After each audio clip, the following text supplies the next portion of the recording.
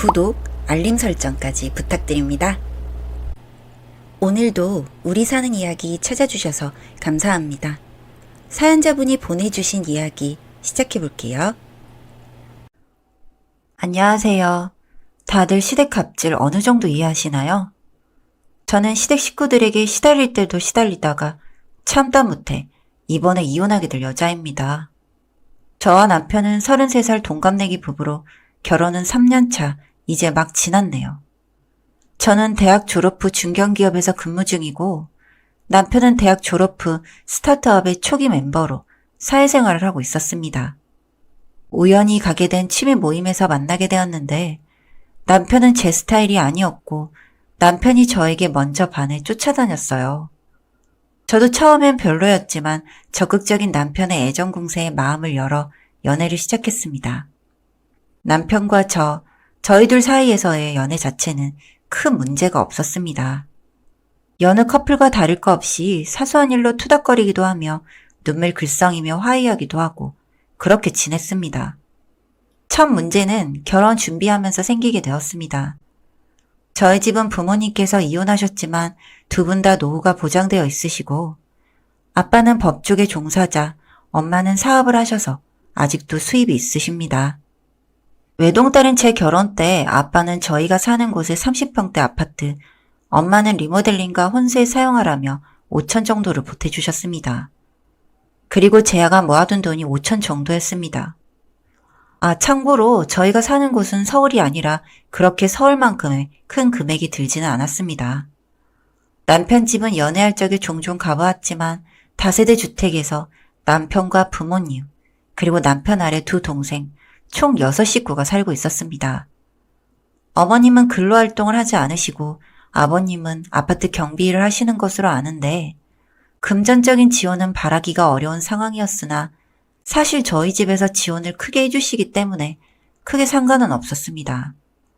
남편이 모아둔 돈은 3천 정도였고 적다고 생각했으나 제 생각엔 어차피 집과 리모델링비는 해결이 되었으니 남편이 모아둔 돈으로 결혼식 비용 및 혼수를 사고 제가 모아둔 돈은 각자 식구들 여행 보내드려도 괜찮지 않을까 생각했었습니다. 그리고 남은 돈은 저축을 하고요. 그런데 이 얘기를 꺼내자 어차피 양가 다 여행 보내드릴 거라면 5천 중에 2,500은 자기네 식구들을 주면 안 되냐고 하더군요. 저는 말도 안 되는 소리라며 파혼까지 고민했었는데 남편이 자기가 철없는 소리를 했다며 굽히고 들어와 우여곡절 끝에 결혼식까지 잘 마쳤습니다. 정말 끔찍한 문제는 결혼 후부터 시작합니다.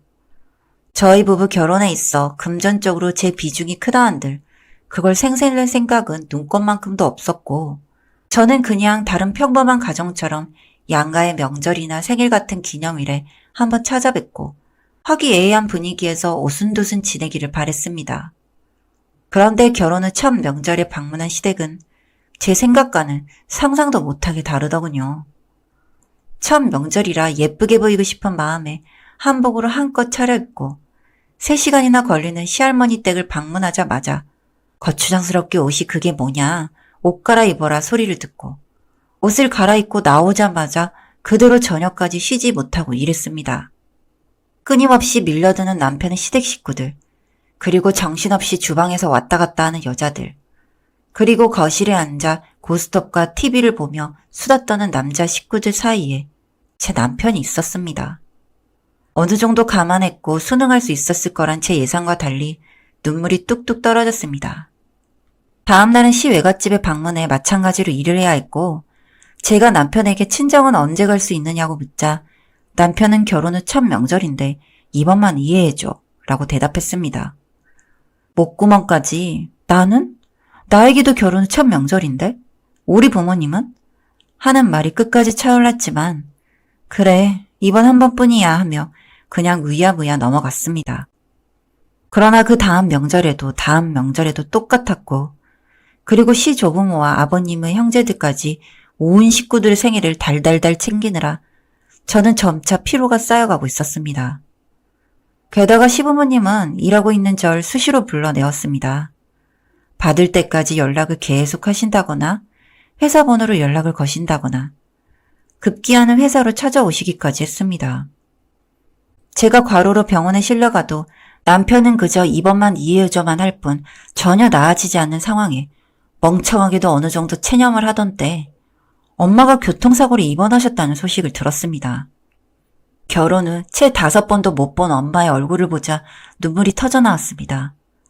간병인과 번갈아 엄마의 병간호를 하러 다니는 동안에도 저는 시댁 식구들 모임엔 무조건 참석해야 했습니다. 그맘때쯤 저는 엄마를 볼 때에만 웃고 그 외의 시간은 그저 눈물로 지냈습니다.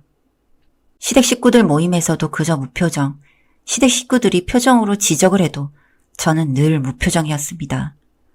이럼에도 이혼을 하지 않았던 것은 제 큰 컴플렉스가 부모님의 이혼이었기 때문입니다. 이혼만큼은 최후의 최후까지 생각해두자, 버틸 수 있을 만큼 버텨보자 했던 거죠.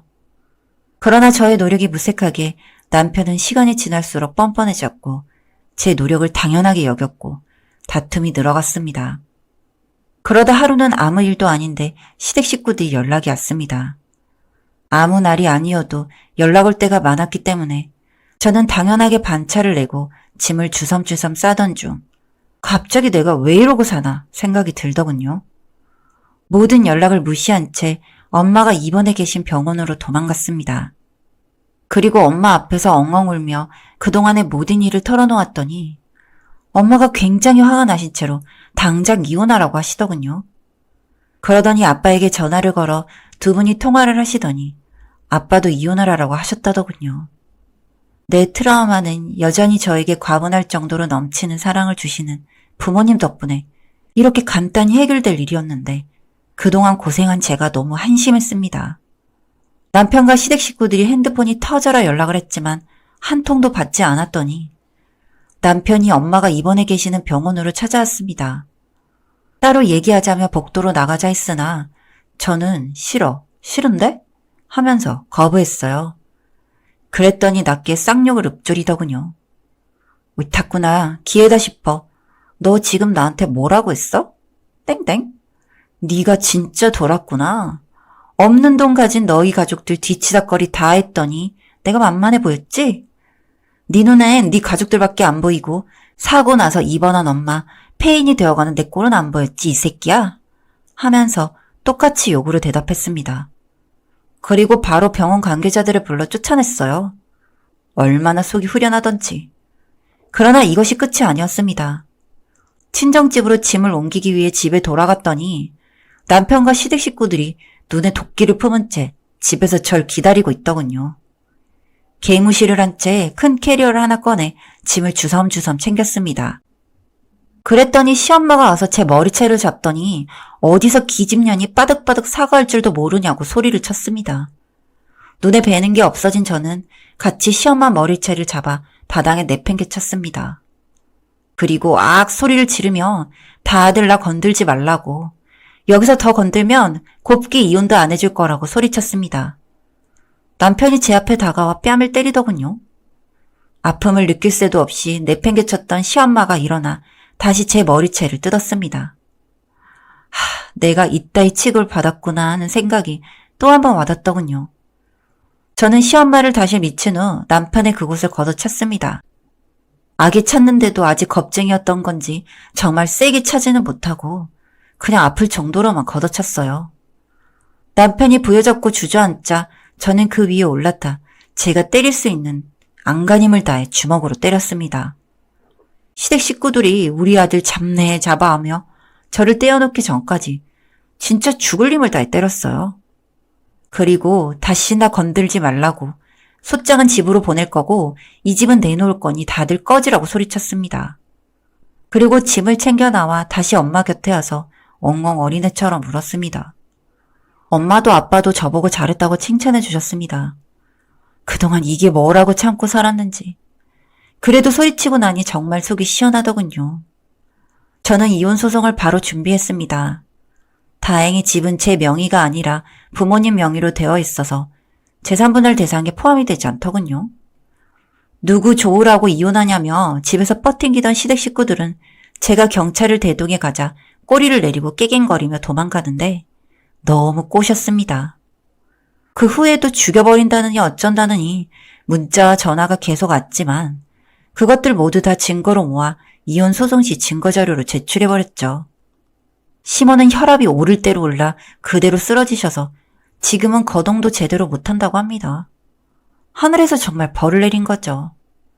궁지에 몰릴 대로 몰린 남편이 미안하다며 화해하자고 했으나 저는 이미 마음이 돌아설 대로 돌아서서 이혼을 강행했습니다. 앞으로 제 가족들과 행복하게 지내려고 합니다. 감사합니다. 사연은 여기까지였고요. 우리 사는 이야기 시청해주셔서 감사합니다.